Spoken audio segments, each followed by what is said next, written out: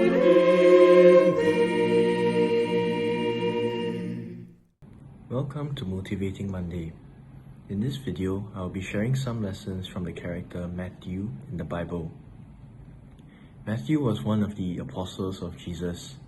He wrote the first gospel account book, which was named after him. He is also referred to as Levi in the New Testament. Not much is said about Matthew in the New Testament, as there are no records of Matthew after Acts 1 verse 13. However, there's still much to learn from the few instances in which his actions were recorded. Matthew is first mentioned in Matthew 9 verse 9, when Jesus called upon Matthew to be an apostle. It reads, "As Jesus went on from there, he saw a man named Matthew sitting at the tax collector's booth. 'Follow me,' he told him, and Matthew got up and followed him." From this verse, we see that Matthew, similarly to the other apostles, readily left his job to follow Jesus. In Luke 5 verse 28, it says that Matthew left all and followed Jesus. In following Jesus, Matthew had to give up many things. Tax collectors were often wealthy due to their freedom to overcharge the people on their taxes. After becoming an apostle, Matthew could no longer maintain his wealth as the way in which he obtained it was disobedient to God. Not only did his job involve dishonesty to some extent, it also involved abuse of authority and creating a bad reputation. This was a good demonstration of his faith, as other characters in the Bible struggled to put God before their material possessions, with some examples being the rich young ruler in Matthew 19, as well as Ananias and Sapphira in Acts 5.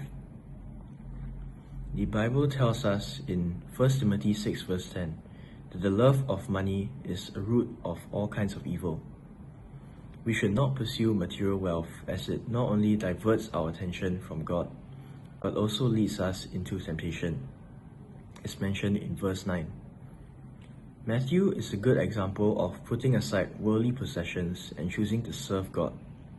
It is as said in Matthew 6 verse 24, "No one can serve two masters, for either he will hate the one and love the other, or else he will be loyal to the one and despise the other. You cannot serve God and mammon." Some signs of loving God and not money are giving freely and willingly for the works of the church, such as in 2 Corinthians 9 verse 7, and to brethren in need. After becoming an apostle, Matthew prepared food for Jesus in his own house. Luke 5 verse 29 says, "Then Levi gave him a great feast in his own house, and there were a great number of tax collectors and others who sat down with them." Here, Matthew was shown giving his best from the moment he began to follow Jesus. He prepared a feast not only for Jesus, but also for other people in his own house. They are later referred to as sinners, meaning that their wrongdoings were known to most people. However, Matthew, despite having just repented of his sins, still showed hospitality to these people, even though he could have been associated with them. Hebrews 13 verse 16 tells us, "But do not forget to do good and to share, for with such sacrifices God is well pleased." Matthew's actions were a good example of making sacrifices to do good to others. Not only did he spend time and money to prepare food for the people, but also provided them with a safe space where they could learn from Jesus, effectively giving them the chance to be saved. Matthew 5 verse 16 tells us to let our light shine before men, that they may see our good works and glorify God. This verse tells us that through our good deeds, we demonstrate the love of God, and that others are encouraged by our actions.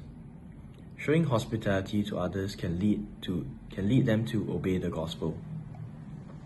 Today, we can do the same by simply treating friends from outside of the church to meals and having conversations with them about the Bible.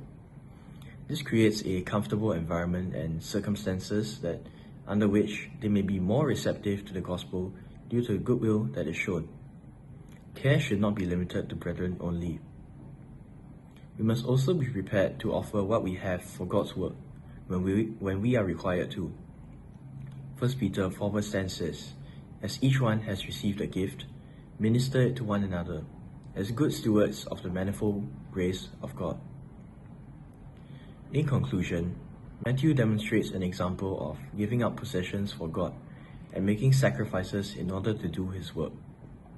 We should also make God more important than our possessions or anything else in our lives and be ready to offer what we have to fulfill His will.